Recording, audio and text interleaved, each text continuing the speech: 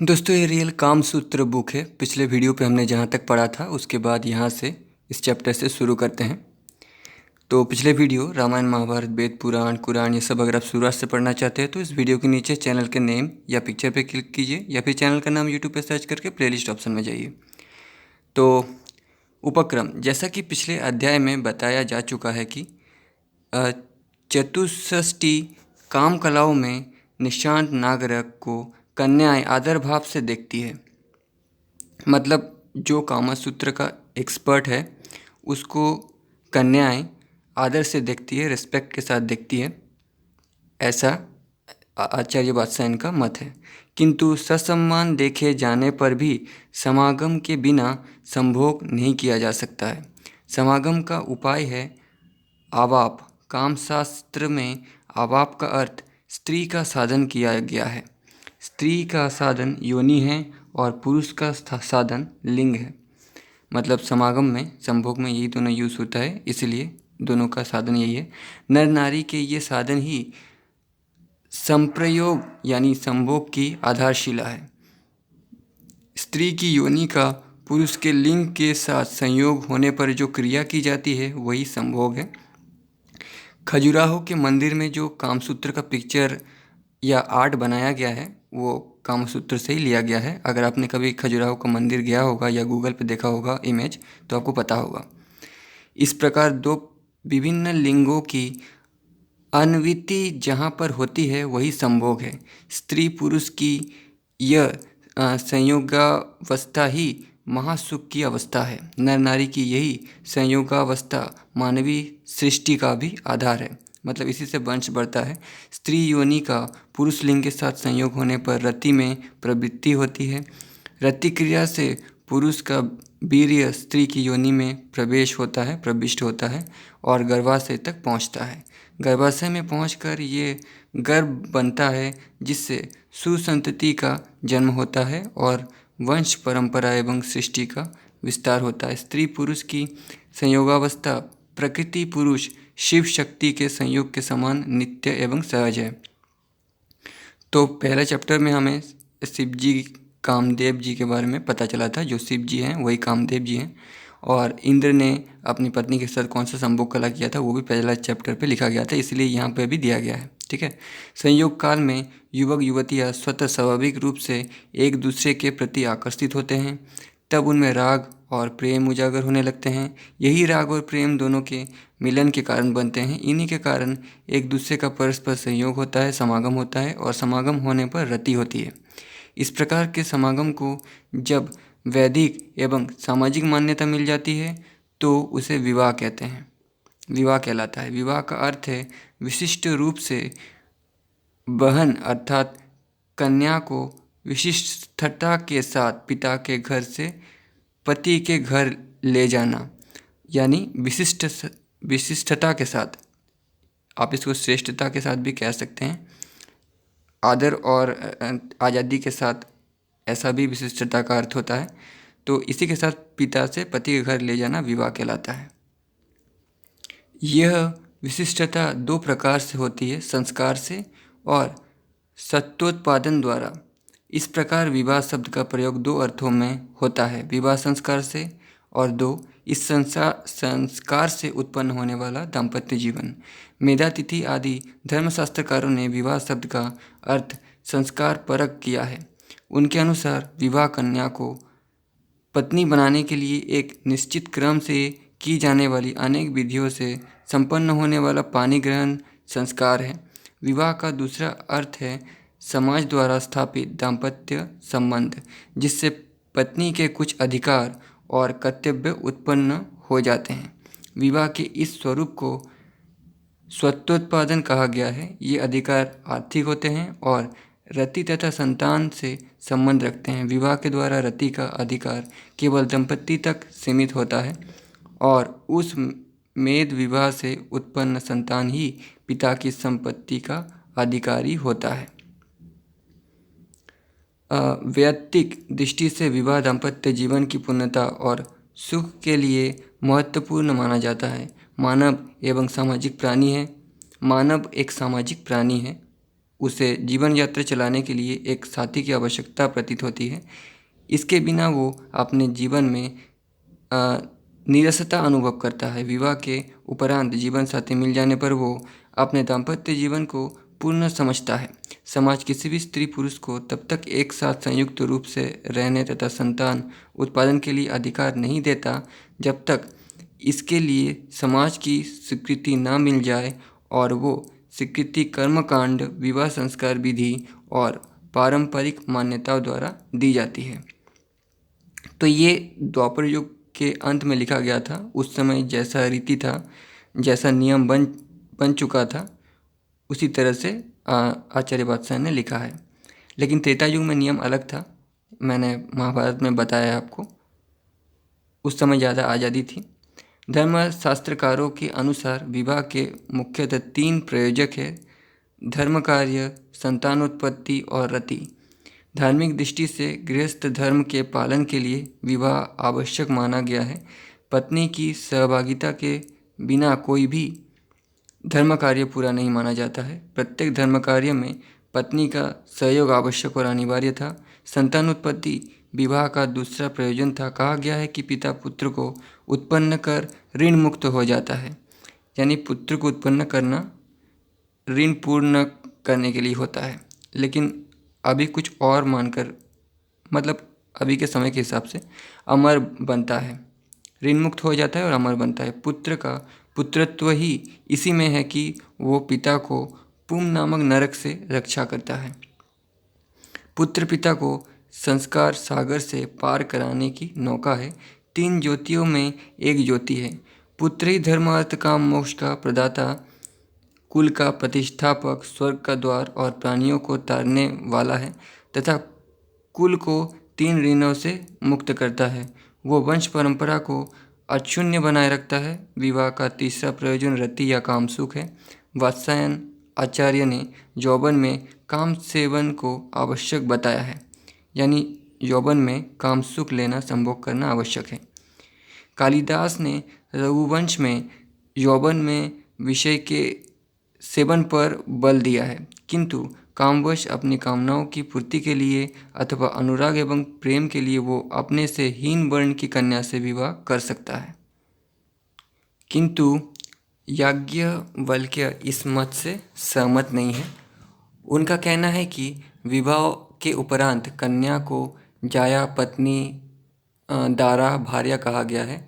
याज्ञवल्क्य के अनुसार जाया वही कहीं जा सकती है जिसमें पति पुत्र के रूप में पुनः जन्म लेता है, और पत्नी वो है जो धार्मिक कार्य में पति के साथ भाग ले सके। यज्ञादि धार्मिक कार्यों में साथ देने के कारण ही वो पत्नी कही जाती है। इसलिए धर्मशास्त्रकारों ने केवल सुवर्ण स्त्री को ही पति के साथ धार्मिक कृत्य में भाग लेने का अधिकार दिया है।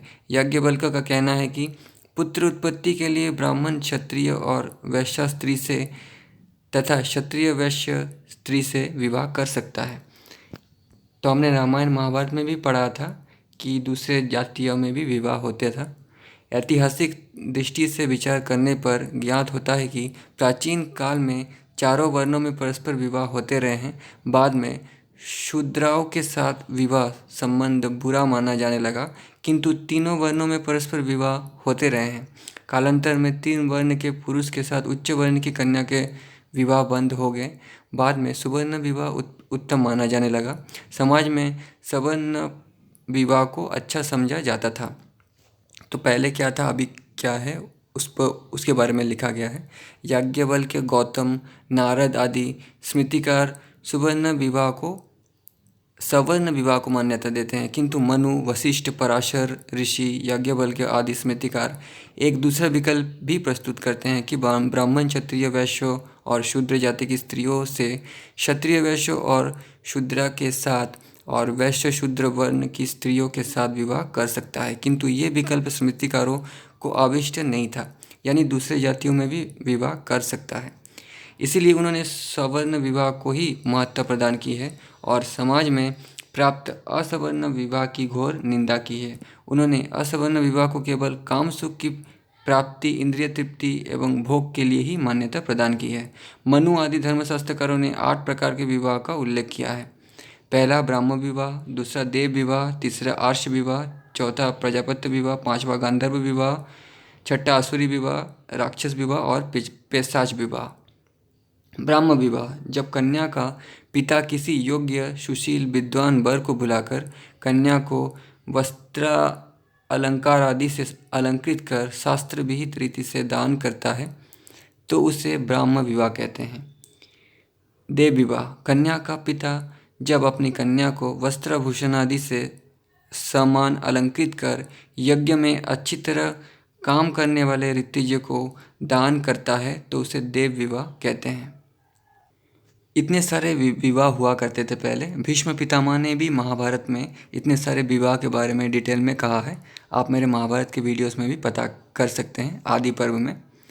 अब तीसरा आर्ष विवाह, जब वर से एक या दो गोमिथुन धर्म पूर्वक लेकर विधि पूर्वक कन्या का दान किया जाता है तो उसे आर्ष विवाह कहा जाता है। प्रजापत्य, जब कन्या का पिता तुम दोनों मिलकर साथ साथ धर्म का आचरण करो इस प्रकार कहकर और वर की पूजा करके कन्या का दान करता है तो उसे प्रजापत्य विवाह कहते हैं।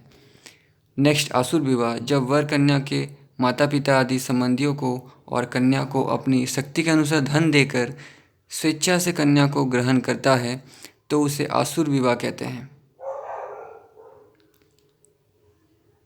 मतलब कन्या को धन देकर कन्या को ले आता है उसे असुर विवाह कहते हैं। गांधर्व विवाह, जब वर और कन्या अपनी इच्छा से परस्पर अनुरक्त होकर एक दूसरे के साथ प्रेम विवाह करते हैं तो उसे गांधर्व विवाह कहते हैं। राक्षस विवाह, जब कन्या पक्ष के लोगों को मार काट कर तोड़ फोड़ कर रोती हुई चिल्लाती हुई कन्या का जबरदस्ती अपहरण करके उसके साथ विवाह किया जाता है तो उसे राक्षस विवाह कहते हैं। पिशाच विवाह, जब सोती हुई मतवाली उन्मत्त या पागल कन्या के साथ एकांत में संभोग किया जाता है तो इस प्रकार के पापाचरण को सबसे अधम पिशाच विवाह कहा जाता है। इन 8 प्रकार के विवाहों में धर्मशास्त्र में प्रथम 4 को श्रेष्ठ और धर्मसम्मत बताया गया है क्योंकि इनमें वस्त्रालंकारों से सुसज्जित कन्या का दान किया जाता है। इनमें ब्रह्म विवाह को सर्वश्रेष्ठ बताया गया है। आचार्य वात्स्यायन ने इन्हीं चारों विवाहों का कामसूत्र में वर्णन किया है। इनके अतिरिक्त वात्स्यायन ऋषि ने कामसूत्र में गांधर्व विवाह की विस्तार से चर्चा की है, यानी इन पर ज़्यादा फोकस किया है। वात्स्यायन ऋषि विवाह संबंधी व्यवहारिक नीति का उल्लेख करते हुए कहते हैं कि पहली बुझाना, शतरंज, दूत आदि खेल विवाह और मित्रता आदि बराबरी के लोगों के साथ करनी चाहिए। अपने से ऊंचे या अपने से नीचे लोगों के साथ नहीं करनी चाहिए, जैसा कि किसी नीतिकार ने कहा है। अब वर कन्या के वरण की चर्चा करते हैं। स्ववर्ण यानी अपनी जाति की, अनन्य पूर्व जिसका किसी दूसरे पुरुष के साथ संबंध ना हुआ हो, अक्षय योनि कन्या से शास्त्र विधि के अनुसार विवाह करने पर धर्म, अर्थ, पुत्र, प्रीति, वंश की वृद्धि और स्वाभाविक रति की प्राप्ति होती है। वर कन्या के वरण के संबंध में आचार्य वात्स्यायन का कहना है कि विवाह के पूर्व वर और कन्या के रूप, शील, कुल, विद्या, गुण, दोष आदि की अच्छी तरह परीक्षा करके तब विवाह करना चाहिए। कन्या के लक्षणों की परीक्षा के संबंध में वात्स्यायन ऋषि का कहना है कि वर को समान जाति की कन्या से विवाह करना चाहिए क्योंकि सजातीय सवर्ण कन्या से विवाह करने पर जो पुत्र उत्पन्न होता है वो मातृकुल और पितृकुल दोनों का उद्धार करता है। धर्म, अर्थ, काम, मोक्ष का प्रदाता, कुल का प्रतिष्ठापक, यशस्वी लोक धर्म का निर्वाहक होता है और वंश परंपरा को अशून्य बनाए रखता है। दूसरे स्वजातीय कन्या से विवाह करने पर ही स्त्री पत्नी जाया भार्या कहलाती है और सुवर्ण पत्नी ही पति के साथ धर्म कार्य करने की अधिकारिणी मानी गई है।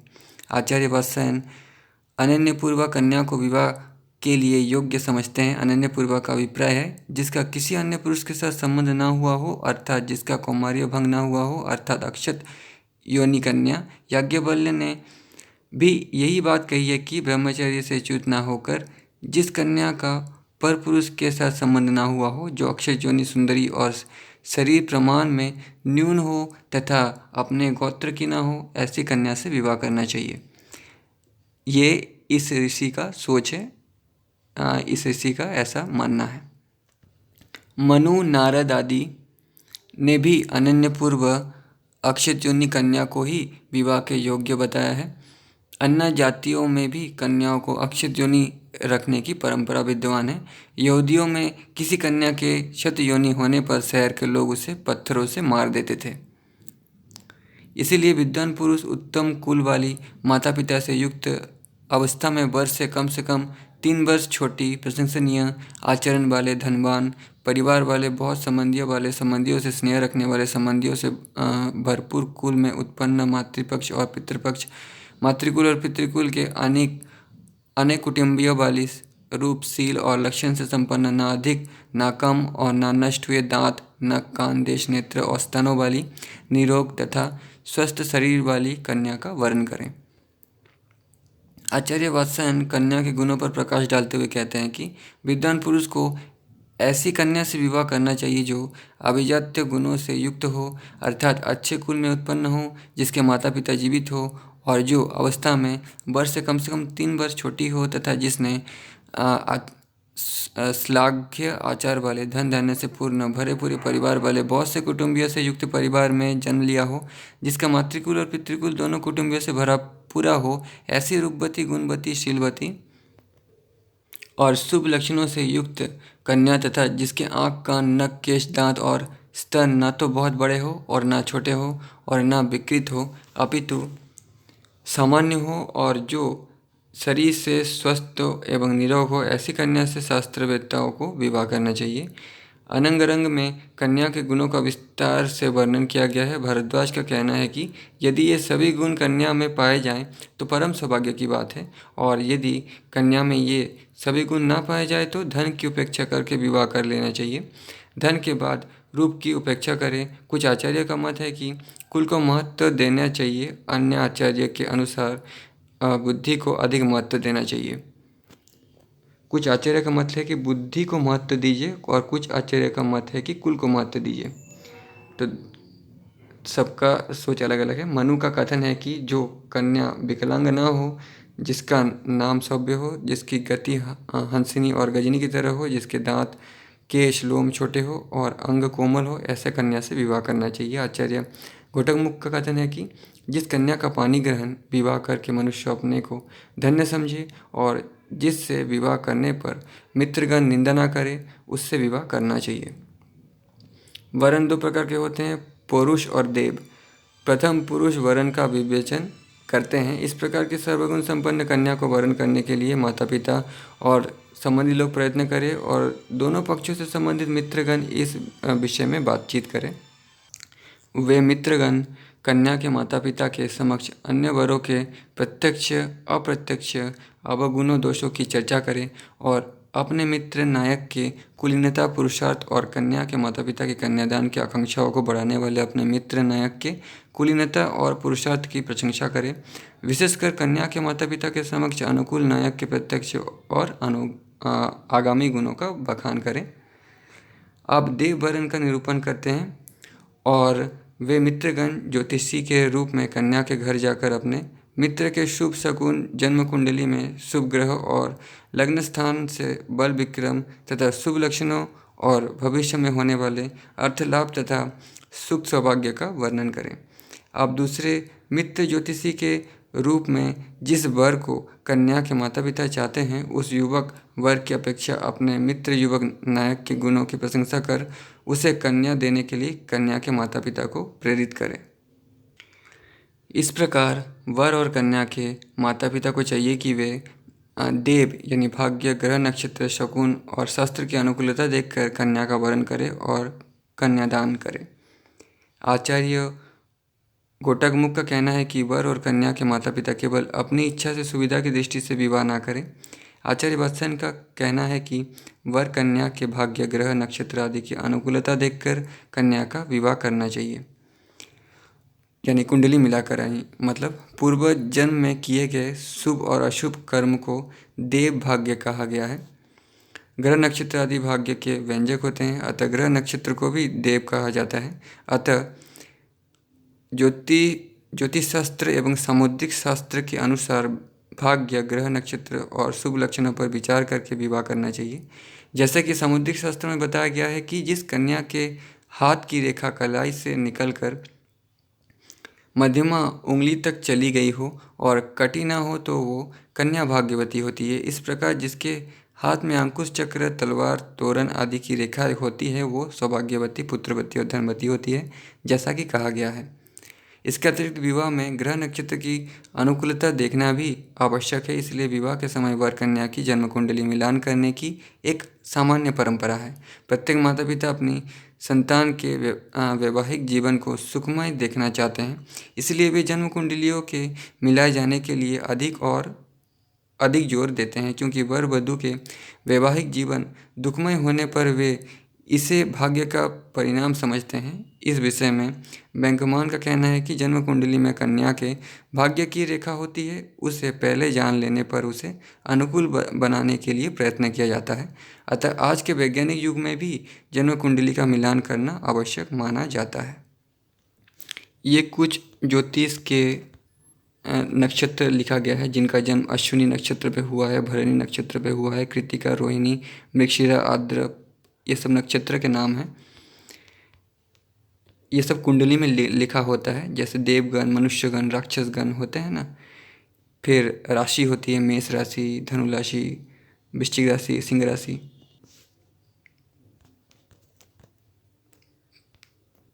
यहाँ भी फिर से 9 अक्षर राशि दिया गया है। मिलापक पर विचार करने पर पूर्व नक्षत्रादि का ज्ञान आवश्यक है। नक्षत्र 27 है, ये एस्ट्रोलॉजर को भी पता होता है।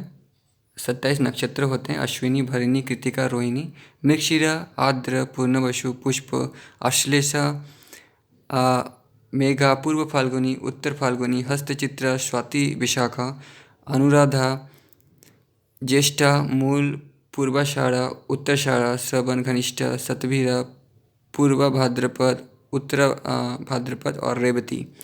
राशियाँ 12 होते हैं, मेष राशि, वृष राशि, मिथुन राशि, कर्क राशि, सिंह राशि, कन्या, तुला, वृश्चिक, धन, मकर, कुंभ और मीन। ग्रह 9 होते हैं, सूर्य, चंद्र, मंगल, बुध, बृहस्पति, शुक्र, शनि, राहु और केतु। विवाह के समय वर और कन्या की कुंडलियाँ देखकर और मिलान कर शुभाशुभ का निर्णय करना मेलापक कहा जाता है। ये मेलापक 8 कूटों में विभाजित है: वर्णकूट, वैश्यकूट, ताराकूट, योनिकूट, ग्रह मित्रकूट, गणकूट, राशिकूट और नारीकूट। अब वर्णकूट, वर कन्या के अंगों की बनावट, वर्ण, जाति और वर्ग आदि का विचार करना वर्णकूट कहलाता है। वर्ण 4 है: ब्राह्मण, क्षत्रिय, वैश्य और शूद्र। इनमें कर्क, वृश्चिक और मीन का वर्ण ब्राह्मण है, मेष, सिंह और धन राशि का वर्ण क्षत्रिय है, वृश्चिक, कन्या और मकर राशि का वर्ण वैश्य है तथा मिथुन, तुला और कुंभ राशि का वर्ण शूद्र है। इनमें ब्राह्मण वर्ग का ब्राह्मण, क्षत्रिय, वैश्य और शूद्र वर्ण की कन्या के साथ क्षत्रिय का क्षत्रिय, वैश्य और शूद्र वर्ण की कन्या के साथ वैश्य का वैश्य और शूद्र की कन्या के साथ तथा शूद्र का शूद्र कन्या के साथ विवाह श्रेष्ठ माना गया है।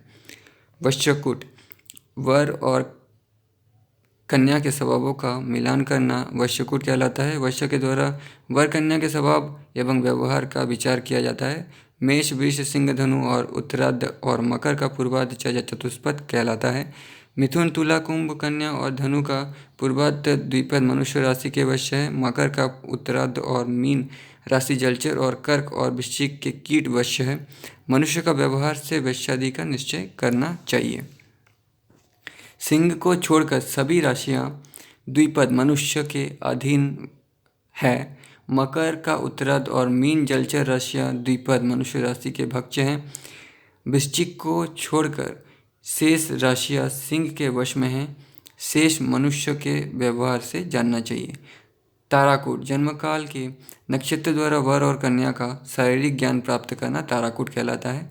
कन्या के जन्म नक्षत्र से वर के जन्म नक्षत्र तक और इसी प्रकार वर के जन्म नक्षत्र से कन्या के नक्षत्र तक गणना करके 9 का भाग देने पर यदि 3, 5, 7 शेष बचे तो अशुभ तारा होती है और 1, 2, 4, 6, 8 और 9 शेष बचे तो शुभ होती है। योनिकूट, शरीर विज्ञान और मनोविज्ञान के अनुसार योनि का निर्णय करना योनिकूट कहलाता है। यदि जैसे शस जाति का वर है तो मृगी जाति की कन्या से योनि ठीक मिलती है।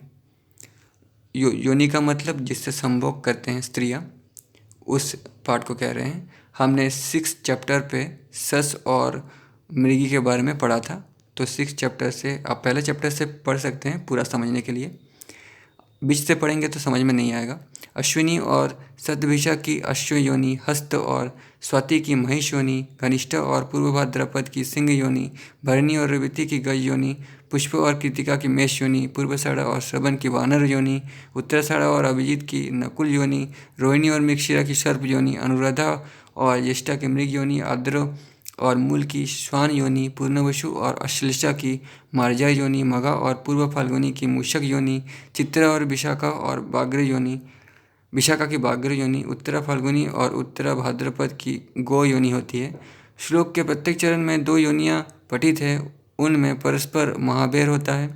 जैसे अश्व और महिष का, सिंह और गज का, मृग और श्वान का, मेष और वानर का, सर्प और नकुल का, मार्जार और मूषक का तथा बाग्र और गो का महाभेर होता है। इसका विवाह में त्याग करना चाहिए। मेलापक में वर कन्या की योनि एक हो तो शुभ, यदि मित्र योनि हो तो मध्यम और शत्रु योनि हो तो अशुभ होता है। ग्रह मैत्री, वर कन्या की जन्म ग्रह का मिलान कर उनकी प्रकृति, प्रवृत्ति एवं चरित्र संबंधी जानकारी करना ग्रह मैत्री कूट है। ग्रहों में चंद्र, भौम और गुरु सूर्य के मित्र हैं। शुक्र और शनि शत्रु और बुध सम हैं। इसी प्रकार चंद्रमा के मित्र सूर्य और बुध हैं तथा मंगल, गुरु, शुक्र और शनि सम है। मंगल के सूर्य, चंद्र, गुरु मित्र। यहाँ पे चार्ट बनाया गया है। शत्रु और शुक्र शनि सम है। बुध के सूर्य और शुक्र मित्र है तथा मंगल, गुरु, शनि सम और चंद्रमा शत्रु हैं। गुरु के सूर्य, चंद्र, मंगल मित्र, बुध और शुक्र शत्रु तथा शनि सम है। शुक्र के बुध और शनि मित्र, सूर्य और चंद्र शत्रु तथा मंगल और गुरु सम है। शनि के बुध और शुक्र मित्र, सूर्य, चंद्र, मंगल शत्रु और गुरु सम है। इनमें वर और कन्या के राशि स्वामी एक हो या मित्र हो तो अत्यंत शुभ, यदि एक मित्र दूसरा सम हो या दोनों सम हो तो मध्यम, एक मित्र दूसरा शत्रु हो अथवा एक सम दूसरा शत्रु हो तो अशुभ, और यदि दोनों शत्रु हो तो महा अशुभ होता है। इस स्थिति में विवाह नहीं करना चाहिए। गणकूट, वर और कन्या की सामाजिक स्थिति और शत्रुता मित्रता का विचार करना गणकूट कहा जाता है। अश्विनी, मृगशिरा, पूर्णवसु, पुष्य, हस्त, स्वाति, अनुराधा, श्रवण, रेवती इन नक्षत्रों में जिनका जन्म होता है उनका देवता गण होता है, यानी उनका गण देव होता है। जैसे राशियाँ होता है ना, मेष राशि, वैसे गण भी होता है। 3 ही गण होता है, उसमें से देवता गण है। तो ये सही है, ठीक है। ये मेरे एक जन का जन्म हुआ है, उसका हिसाब से ये सही है। तीनों पूर्व, तीनों उत्तरा, रोहिणी, भरणी और आद्र नक्षत्रों में जिनका जन्म होता है उनका मनुष्य गण होता है। और कृतिका, मघा, अश्लेषा, चित्रा, विशाखा, ज्येष्ठा, मूल, घनिष्ठा और शतभिषा नक्षत्रों में जिनका जन्म होता है उनका राक्षस गण होता है। यदि वर और कन्या एक ही गण के हो तो दोनों में परस्पर परम प्रीति होती है। यदि देवता और मनुष्य गण हो, अर्थात एक देवता गण हो और दूसरा मनुष्य गण हो तो मध्यम प्रीति होती है। यदि एक देवता गण हो और दूसरा राक्षस गण हो तो परस्पर बैर होता है, और एक मनुष्यगण दूसरा राक्षसगण हो तो निरंतर बैर बना रहता है। कुछ आचार्यों का मत है कि यदि कन्या राक्षसगण की हो और वर मनुष्यगण का हो तो मृत्यु होती है, और इसके विपरीत अर्थात वर राक्षसगण हो और कन्या मनुष्यगण की हो तो अशुभ तथा बैर होता है। लेकिन इसके अलावा भी कुंडली में बहुत कुछ होता है जो देखना होता है, सिर्फ यही देख के फैसला नहीं किया जाता, ठीक है। आप समझिएगा, यहाँ पे यही चीज़ लिखा गया है, लेकिन और भी हैं जो पहले लिखा जा चुका है। राशिकूट, वर और कन्या के आध्यात्मिक और मनोवैज्ञानिक गुणों और प्रवृत्तियों का मिलान करना राशिकूट कहा जाता है। इसे बकुट भी कहते हैं। यदि वर और कन्या की राशि परस्पर छठी आठवीं हो तो मृत्यु षडशक योग होता है। पहले कुंडली मिलान होता था, अभी नहीं होता। दोनों संभाल लेते हैं, झगड़ा होता है तो। इस योग में मृत्यु होती है। यदि वर कन्या की परस्पर 9वीं 5वीं राशि हो तो संतान की हानि होती है, और दूसरी 12वीं राशि हो तो निर्धनता होती है। क्योंकि उस समय जो द्वापर युग के बाद जो औरतों का हाल था वो घर में रहती थी, इसलिए ऐसा कुंडली मिलन होता था। अभी दोनों बाहर निकल रहे तो दोनों समझदार हो गए हैं, इसलिए आज के हिसाब से कुंडली मिलान कुछ कुछ लोग फिर भी करते हैं आज भी। इनके अतिरिक्त हो तो शुभ होती है। इस प्रकार षष्टक, नवपंचक और द्विदादश ये 3 दुष्ट भकूट कहे जाते हैं। विवाह में ये दोष वर्जित है, किंतु यदि वर और कन्या की राशियों के स्वामी एक हो अथवा दोनों की राशियों के स्वामी में मित्रता हो और नाड़ी एक ना हो तो भकूट दोष नहीं होता। अब नाड़ीकूट। वर कन्या के शुभाशुभ और स्वास्थ्य का विचार नाड़ी ज्ञान के द्वारा किया जाता है। अश्विनी, आद्रा, पुनर्वसु, उत्तरा फाल्गुनी, हस्त, ज्येष्ठा, मूल, शतभिषा और पूर्वा भाद्रपद ये 9 नक्षत्र की आदि नाड़ी होती है। भरिणी, मृगशिरा, पुष्य, चित्र, अनुराधा, घनिष्ठा, पूर्वाषाढ़ा, पूर्व फाल्गुनी और उत्तरा भाद्रपद इनकी मध्य नाड़ी होती है। कृतिका, रोहिणी, अश्लेषा, मघा, उत्तराषाढ़ा, श्रवण और रेवती इन नक्षत्रों की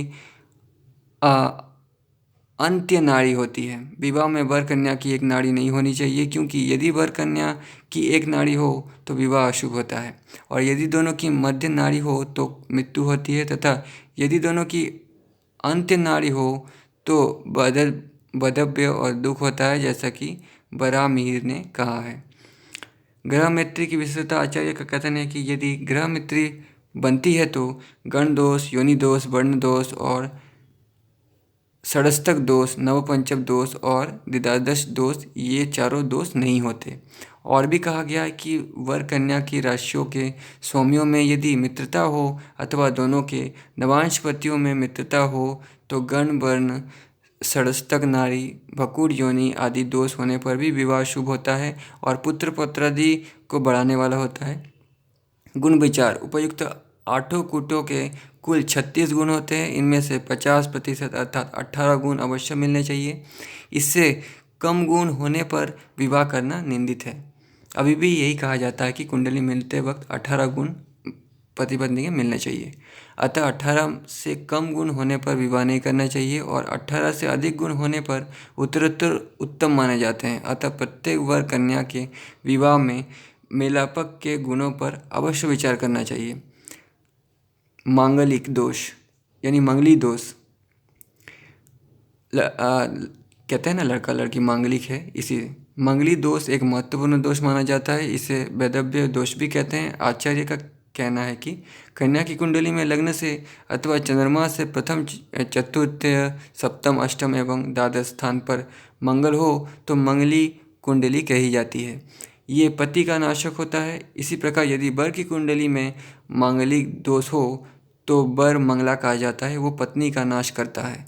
मंगला और मंगली का विचार केवल मंगल से ही नहीं करना चाहिए, अपितु उक्त स्थानों पर भी यदि इसके अलावा भी यदि कोई शनि आदि पाप ग्रह हो तो भी मंगल के समान फल होता है। इस प्रकार वर और कन्या की जन्म कुंडली में इतने स्थान पर मंगल अथवा अन्य कोई पाप ग्रह हो तो वर को मंगला और कन्या को मंगली कहते हैं। ये 1 2 3 पर लिखा गया है हिंदी में, आप पढ़ लीजिएगा। यदि वर की कुंडली में ये दोष हो तो पत्नी का, और कन्या की कुंडली में हो तो वर का नाश होता है। मंगल दोष का परिहार। यदि वर और कन्या की कुंडली में से किसी एक की कुंडली में अर्थात इतने स्थानों में मंगल हो और दूसरे की कुंडली में उन्हीं स्थानों में शनि, मंगल अथवा अन्य कोई पाप ग्रह हो तो मंगल का दोष नाश कर देता है। इसी प्रकार लग्न कुंडली ये लोग अगर विवाह करें तो मंगल दोष कट जाता है, अथवा अन्य कोई पाप ग्रह हो तो मंगल का दोष नाश कर देता है। इस प्रकार लग्न कुंडली और चंद्र कुंडली दोनों में जितने पाप ग्रह कन्या की कुंडली में हो उतने या उससे अधिक वर की कुंडली में भी हो तो उक्त अनिष्टाकारक दोष नहीं होता है और विवाह शुभप्रद होता है। इस प्रकार ग्रह नक्षत्र आदि का विचार कर कन्या के साथ विवाह करना चाहिए। इसके बाद कन्या के अशुभ लक्षणों का वर्णन करते हैं। अधिक सोने वाली, रोने वाली और घर से बाहर निकलकर इधर उधर घूमने वाली कन्या का वर्ण करना वर्जित है। उस समय के हिसाब से उस समय कहा जा रहा है कि ऐसा नहीं करते। अर्थात वर को बहुत सोने वाली, रोने वाली और घर से बाहर निकलकर घूमने वाली कन्या का वर्ण नहीं करना चाहिए। कृष्ण ने गीता में कहा है कि समय परिवर्तनशील है, समय सब कुछ बदल देता है, ठीक कर देता है। तो अभी के हिसाब से ये लागू नहीं होता। अप्रिय नाम वाली, छिपकर रहने वाली, बागदत्ता भूरी और कपिला सफ़ेद दागों वाली, पुरुषों की आकृति वाली यानी मर्दानी, झुके हुए स्कंदों वाली, बिकटा सरी नितंबों वाली, बड़े मस्तक वाली, मृत पिता के दाह संस्कार से दूषित, वर्ण संस्कार अथवा अन्य पुरुष से दूषित, रजस्वला, गूंगी, बचपन की सहेली, अप्राप्त यौवना, पसीने से तर हाथ पैर वाली कन्या के साथ विवाह नहीं करना चाहिए। गुह सूत्र के अनुसार गौशाला, बामी, वाल्मीकि, दूतस्थान, तालाब, बंजर, खेत, चौराहा और शमशान से मिट्टी लाकर 8 पिंड बनाएं। फिर रीत मंगे मंत्र से अभिमंत्रित कर कन्या से किसी भी ढेर को ग्रहण करने या छूने के लिए कहे। कन्या यदि गौशाला की मिट्टी का ढेर स्पर्श करती है तो धन धान्य से परिपूर्ण होती है। बामी का पिंड स्पर्श करे तो पशुओं से संपन्न, दूध स्थान की मिट्टी का स्पर्श करे तो अग्निहोत्रादि करने वाली, यदि तालाब की मिट्टी का ढेर स्पर्श करे तो विवेकिनी और चतुर होती है। यदि बंजर भूमि मिट्टी का स्पर्श करे तो रोगिणी या निर्धन होती है। यदि खेत की मिट्टी का पिंड स्पर्श करे तो बंदिया, यदि चौराहे की मिट्टी का ढेर स्पर्श करे तो व्यभिचारिणी और शमशान की मिट्टी का ढेर छूने से विधवा होती है। आपस्तम गृहसूत्र में ये विधि दूसरे रूप से वर्णित है। तदनुसार 5 पिंडों को ऊपर से एक जैसा बनाएं और उनके भीतर विभिन्न वस्तुएं छिपा कर रख दें। पहले पिंड में नाना प्रकार के बीज, दूसरे पिंड में बेदी की धूल, तीसरे पिंड में खेत का ढेला, चौथे पिंड में गोबर और 5वें पिंड में शमशान की मिट्टी रखें। फिर कन्या से इनमें से किसी एक पिंड को स्पर्श करने के लिए कहें। यदि कन्या प्रथम 4 पिंडों का स्पर्श करती है तो रिद्धि बढ़ती है। इसी प्रकार विधिया बरा गुज्ज सूत्र और मानव गो सूत्र में भी मिलता है।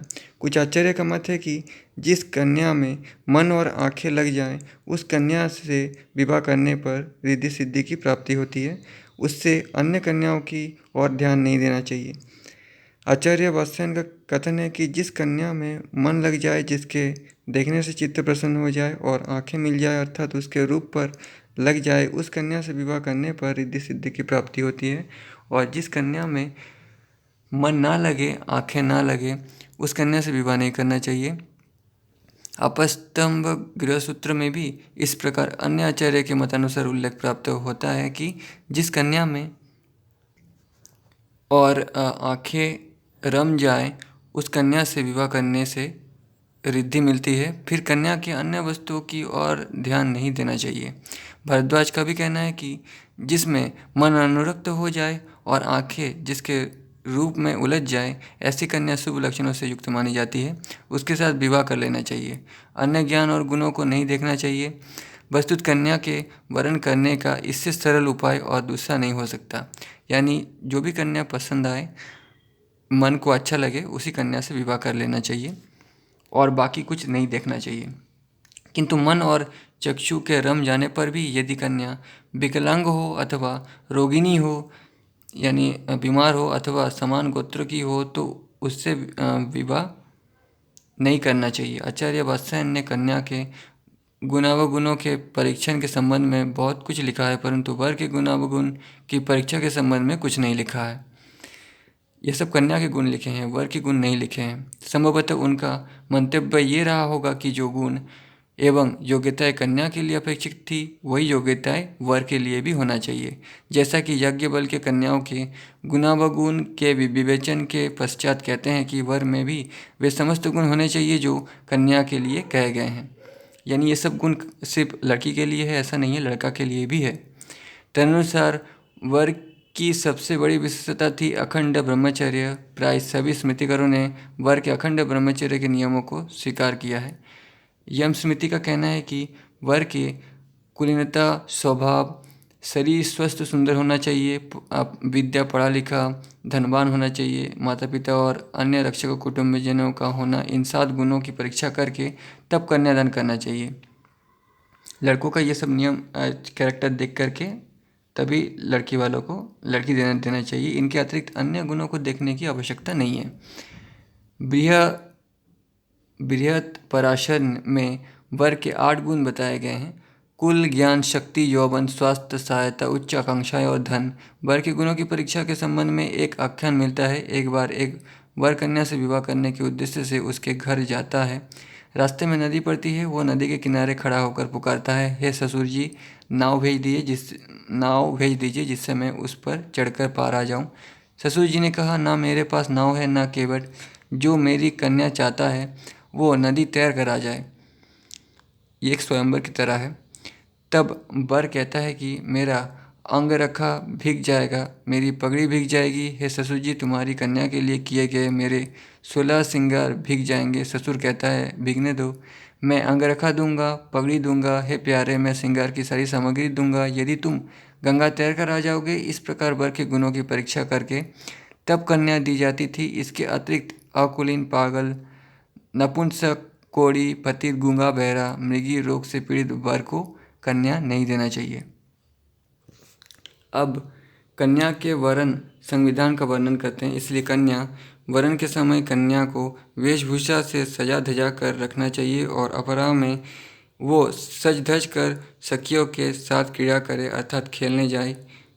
यज्ञों में, विवाह आदि अवसरों पर, मेले ठेले में तथा वसंतोत्सव आदि उत्सवों में अच्छी तरह सजा धजा कर भेजना चाहिए, क्योंकि जिस प्रकार दुकानदार क्रय विक्रय की वस्तुओं को सजा धजा कर रखता है तब ग्राहक उसकी ओर आकृष्ट होता है, उसी प्रकार युवक वर जब तक कन्या के वेशभूषा सौंदर्य पर मुग्ध होकर आकृष्ट नहीं होंगे तब तक विवाह के लिए तैयार नहीं होंगे। इस संबंध में आचार्य वात्स्ययन मुनि का कथन है कि जिस प्रकार बाजार में दुकानदार खरीदने बेचने की वस्तुएं को खूब सजा कर रखते हैं और खरीदार लोग उसे खूब देखभाल कर खरीदते हैं, उसी प्रकार वर या वर पक्ष के लोग भी कन्या को बिना अच्छी तरह देखे ताके विवाह नहीं करते, किंतु कन्या को खूब सजा धजा कर मेले में भेजने का वात्स्यायन का अभिप्राय ये था कि उस कन्या के वेशभूषा, रूप, सौंदर्य को देखकर लोग उसकी ओर आकृष्ट हो जाए और कदाचित उस कन्या के विवाह के लिए तैयार हो जाए। किंतु कन्या के देखने की यह परंपरा यवन शासकों के आक्रमणों एवं बुरे शासनों के कारण बंद हो गई, किंतु कहीं कहीं उसके परिवर्तित रूप आज भी दिखाई देते हैं। तो यवन शासकों ने जब आक्रमण किया था तब ये नियम बंद हो गया था। मिथिला के दरभंगा जिले में आज भी इस प्रकार का एक मेला लगता है जिसमें विवाह के इच्छुक वर कन्या एकत्रित होते हैं। अभी भी मतलब उस समय की बात की जा रही है। और वहीं पर वर कन्याएं परस्पर एक दूसरे का चुनाव वरण करते थे और चुनाव से उनके माता पिता विवाह संबंध पक्का कर शादी कर देते थे। इस तरह से माँ बाप अपने बेटा बेटी की शादी करते थे। कहने का मतलब वरीयता के लक्षण एवं उपचार। कन्या के वरण के लिए, कन्या को देखने के लिए कन्या के घर आए हुए वर पक्ष के भद्र, सुंदर, मधुरभाषी व्यक्तियों, मित्रों और उनके संबंधियों का कन्या पक्ष के लोग मांगलिक पदार्थ, दही, गुड़, अक्षत आदि से अच्छी तरह स्वागत करें। उनका सत्कार करने के बाद उन्हें वस्त्राभूषणों से अलंकृत कन्या को किसी बहाने से दिखाएं। जब तक कन्यादान विवाह का निश्चय नहीं हो जाता तब तक वर कन्या के जन्म कुंडली के मिलान, भाग्य परीक्षण करा लें, ये कहकर टाल दे। स्नान आदि के लिए अनुरोध करने पर वर पक्ष के लोग समय पर सब कुछ हो जाएगा ये कहकर उनके आग्रह को उसी दिन स्वीकार ना करें। आचार्य वात्स्यायन का कहना है कि यदि कन्या को देखने के लिए वर पक्ष के लोग आए तो उनका खूब आदर सत्कार कर मांगलिक द्रव्यों से उनका स्वागत करे और कन्या को सुंदर वस्त्राभूषणों से सुसज्जित कर किसी बहाने से वर पक्ष वालों को दिखा दें। कन्या देखने के बाद वर पक्ष वालों को यदि कन्या पसंद आ जाए तो तत्काल स्वीकृति न देकर वर कन्या की कुंडली मिलान करने, भाग्य की परीक्षा करने तथा अपने परिवार और संबंधियों से परामर्श करने का बहाना बनाकर टाल दे, क्योंकि जब तक विवाह नहीं हो जाता तब तक संदेह बना रहता है। फिर कन्या देखने के लिए आए हुए वर पक्ष के लोगों से स्नान भोजन के लिए आग्रह करें, किंतु वर पक्ष के लोगों को चाहिए कि वे उसे स्वीकार ना करें और ये कहकर टाल दे कि आप ये सब कष्ट ना करें। मतलब समझ रहे ना, समय आने पर सब कुछ हो जाएगा, इस बीच वर की परीक्षा कर ली जाए। वात्स्यायन ने देव परीक्षण, भाग्य परीक्षा कैसे की जाए इस संबंध में कोई चर्चा नहीं की है, किंतु कामसूत्र के टीकाकार यशोधर ने किसी का मत उद्यत करते हुए मात्र इतना कहा है कि गौशाला, खेत, तालाब, शमशान, उसर भूमि, यज्ञ वेदी, देवस्थान और चौराहे से मिट्टी के ढेले लाकर पूर्वोक्त विधि से भाग्य की परीक्षा करनी चाहिए। देशाचार और कुल परंपरा के अनुसार बाज्य, प्रजापत्य, आर्ष और देव इनमें से किसी एक प्रकार के विवाह के द्वारा शास्त्र विधि से विवाह करना चाहिए। धर्मशास्त्रकारों ने विवाह के 8 भेद बताए हैं। ब्राह्मण, देव, आर्ष, प्रजापत्य, असुर, गांधर्व, राक्षस और पिशाच। वात्स्यायन ने इनमें से प्रथम 4 ब्राह्मण, देव, आर्ष और प्रजापत्य को श्रेष्ठ और धर्मसम्मत माना है उस समय के हिसाब से। इस विषय में कुछ श्लोक प्रसिद्ध है। समस्या पूर्ति या पहली बुझाना, क्रीड़ा अर्थात शतरंज, ताश आदि खेलना, विवाह, मित्रता और उसी प्रकार के अन्य कार्यों को ना तो अपने से बहुत ऊंचे और ना अपने नीचे के साथ करना चाहिए। मतलब समस्या पूर्ति या पहली बुझाना, शतरंज, ताश इत्यादि अपने से ऊंचे या नीचे के साथ नहीं करना चाहिए। आचार्य वात्स्यायन व्यावहारिक नीति का उल्लेख करते हुए कहते हैं कि क्रीड़ा, विवाह और मित्रता अपने से बराबर के लोगों के साथ करनी चाहिए। जैसा कि कहा गया है कि जिनका परस्पर कुल समान हो, धन समान हो, उन्हीं को आपस में विवाह और मैत्री करना चाहिए। जो व्यक्ति अपने से ऊंचे की कन्या से विवाह करता है, उस कन्या से विवाह करके नौकर के समान रहना पड़ता है। बुद्धिमान लोग इस प्रकार के उच्च संबंध को त्याज्य बताते हैं। और अपने से हीन निर्धन घर की लड़की से विवाह करके पति पत्नी पर स्वामी मालिक की तरह शासन करता है। इस प्रकार के हीन संबंधों को सज्जन पुरुषों ने निंदित माना है।